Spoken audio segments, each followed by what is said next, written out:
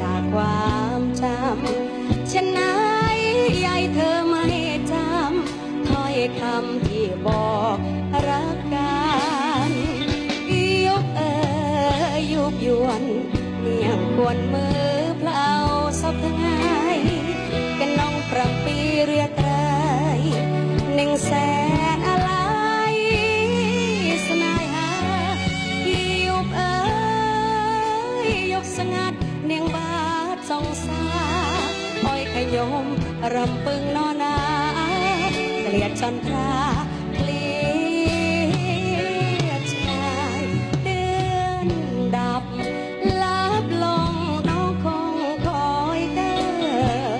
คอยหาเพียงเธออยากเจอล้นดวงใจจะร้ายก็ช่างไม่ช่างแม้เสียเด่นใครจะรักเธอกว่าใครต้องตายทำไมมีเธอ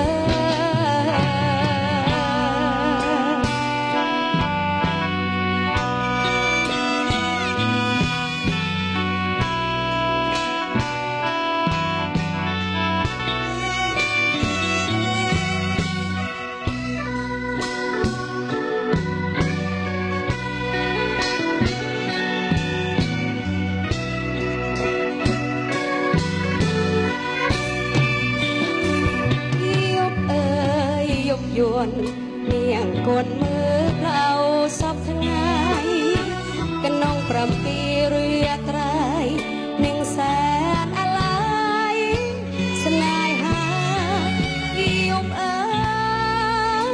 ยกสงัดเนียงบาดสองสาอ้อยขยมรำปึงนอนาเกลียดจันทราเกลียดชายเดือนดับ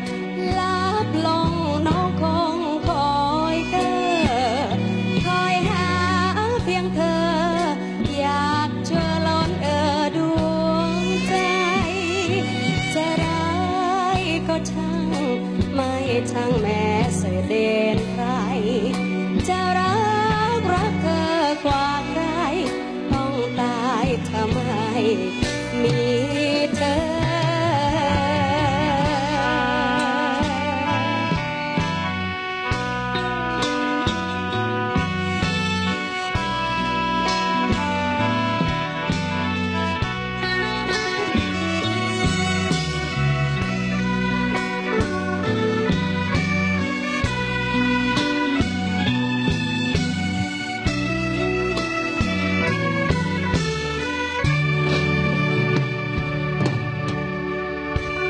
สมอคุณสมเลงเตียใดจ้า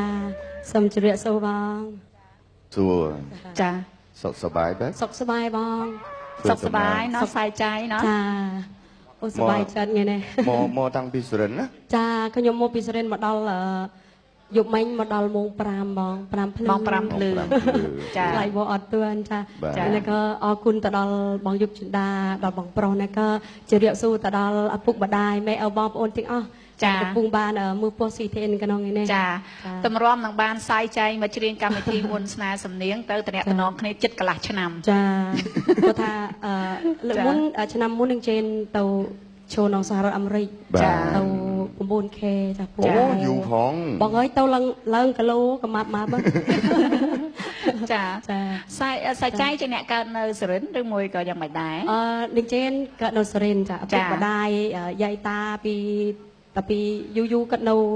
นสเรนจ้าในเชียงกอดโมก็ใหญ่ถ้าโดนตายึงเนี่ยสเรนจะมองจะโดนตากัดเนสเรนจ้าไอ้บองพระโอนยึงในสเรนนั่งใหญ่มาดองปีเพียซ่าจังอ่ะจ้าใหญ่ไทยใหญ่ขมรจุก้าเมียนเลี้ยวพองว่าเมียนกุยเมียนกุยพองเมียนกุยเมียนลาวเมียนไทยนั่งขมายจ้าแต่ถ้าพวก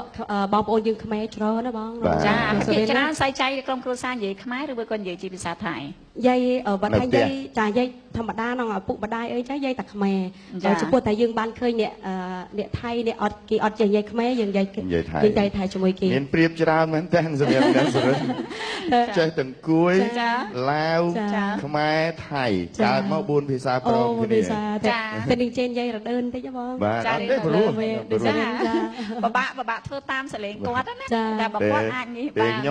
ញុំក៏អាចធ្វើបានដែរភាសាសុរិននោះ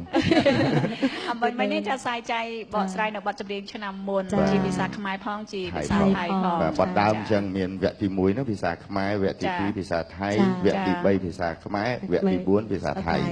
ហើយបទឆ្នាំមុននោះមានទាំងសុភាពនារីក៏បកស្រាយសុភាពបរោះក៏បកស្រាយដែរចាសាយចៃមានបទបែបជាខ្មែរសរិនទេវគ្គក្រោយនេះជាមានបទកន្ទ្រឹមបទកន្ទ្រឹមអាចច្រៀងជាខ្មែរឬមួយក៏ជាអានេះខ្មែរទាំងអស់ជាភាសាខ្មែរទាំងអស់ចាអញ្ចឹងអនុញ្ញាតឲ្យសាយចៃសម្រាប់បន្តិចចាអរគុណណាសាយចៃណាចាអរគុណ